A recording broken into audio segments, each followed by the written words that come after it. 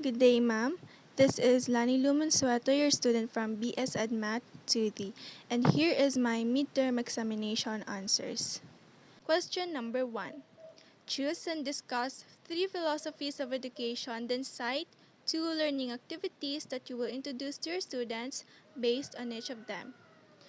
First one is constructivism. Constructivism is a philosophy of education that states that rather than passively taking in information, learners generate knowledge. People develop their own representations and incorporate new information into their pre-existing knowledge as they encounter the world and reflect on it. Experimentation. Students execute an experiment independently and then come together as a class to discuss the results are some of the activities promoted in constructivist classrooms. As well as students conduct research on a topic and present their findings to the class. Next one is behaviorism. When applied to a classroom context, behaviorism is a school of psychology that focuses on molding student behavior using various sorts of behavior reinforcements and consequences known as operant conditioning. Teachers that reward their class or specific pupils with a party or special gift at the end of the week for excellent behavior during the week are using behaviorism. Punishments are based on the same principle. If a pupil misbehaves, the instructor has the authority to take away some privileges. Lastly is progressivism. Individuality, growth, and change, according progressivists, are essential components of education. Progressivists base their curricula on students' needs, experiences, interests, and talents, believing that people learn best from what they find most relevant to their life. It is a progressive curriculum includes activities such as playing outside and engaging with real things rather than just reading about them in books, as well as the absence of written exams and memorizing. Question number 2. Why do you choose the teaching profession? Who or what inspired you to take this course? Actually, teaching profession is in the second to the last of my chosen profession, but math is my favorite subject, which is one of the contributing factors for me to pursue this course.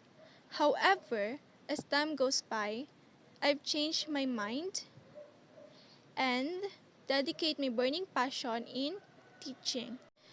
Aside from the reason that my relatives are family of educators, I want and need this course not only to teach textbooks related contents, but the reality and lessons of life to my students in order for them to have a positive attitude in facing their problems and to have their own success in life. I believe that teachers or educators are the key components in the development of our nation because they are the ones who mold or hone in the future. I mean, they are the ones who mold and hone the future professionals and leaders of the country. Question number 3. Discuss teaching as a vocation, profession, and mission. We believe teaching to be a vocation because of the dedication required to establish a high-quality learning environment for kids. A, a teacher spends the majority of his or her time educating both inside and outside the classroom.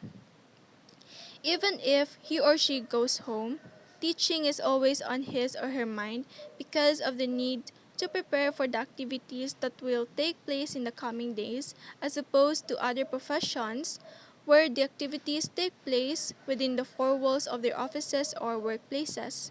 Because much of their time is committed to education, teachers often spend less quality time with their families.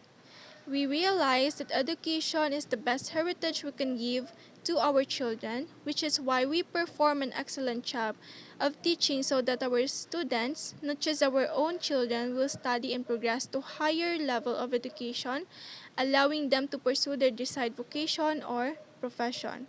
As a future educator, my goal is to encourage intellectual growth in my pupils by creating a love of learning in them as they explore truth, kindness, and beauty in my classroom. My students will become autonomous and critical thinkers as a result of achieving my purpose. I will be a catalyst for intellectual and character growth in my pupils, following in the footsteps of the instructors who have had a significant impact on my life. And that explains the mission of this vocation or profession I had chosen. Teaching has become a major source of concern in our culture. I believe that all parents want their children to be educated by professionals. The subject of teaching is, as a profession, on the other hand, remains unanswered. To alleviate this issue, the academic society must establish a sense of professionalism. Because it is a subject of significant knowledge, professionalization of the teaching workforce is a key challenge that must be addressed. Many students' lives can be influenced by the teaching process. Question number 4.